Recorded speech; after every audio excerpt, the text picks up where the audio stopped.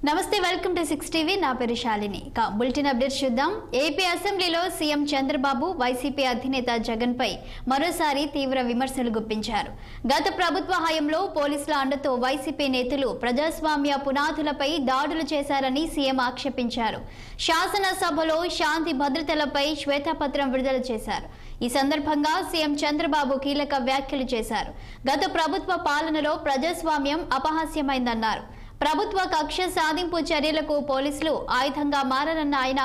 YCP నేతలతో కుమ్మక్కై నిబంధనలు ఉల్లంఘించారని మండిపడ్డారు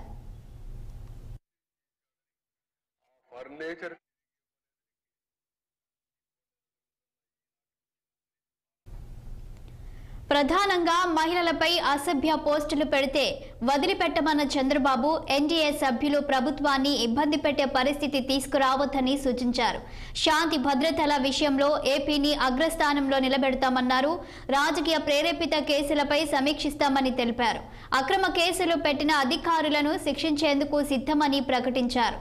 ల్యాండ్ ఆర్డర్ పై మరింత లోతుగా చర్చించాలని మరో సెషన్ నిర్వహించాలని డిప్యూటీ సీఎం పవన్ కళ్యాణ్ కోరగా సీఎం చంద్రబాబు సానుకూలంగా స్పందించారు శాంతి భద్రతలకు విఘాతం కలిగించే వ్యక్తి ఏ స్థాయిలో ఉన్నా శిక్షిస్తామన్నారు అధికారులు చట్టాన్ని గౌరవించినప్పుడే శాంతి భద్రతలు అదుపులో ఉంటాయన్నారు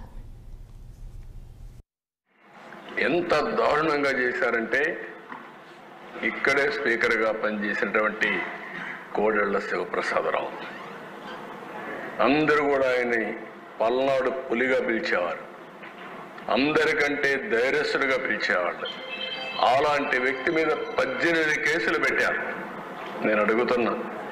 ఏదో ఫర్నిచర్ని ఆయన మిస్యూజ్ చేశాడని ఆ ఫర్నిచర్ తిరిగి ఇవ్వలేదని కేసు ఇప్పుడు నేను అడుగుతున్న ఈనాటి ముఖ్యమంత్రి ఆనాటి ముఖ్యమంత్రి ఇప్పుడు కూడా ఆయన ఇంట్లో ఫర్నిచర్ ఉంది గవర్నమెంట్ ఫర్నిచర్ ఉంది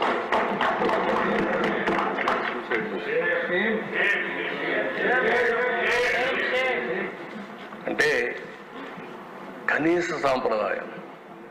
వెంటాడి కేసులు పెట్టి కడాన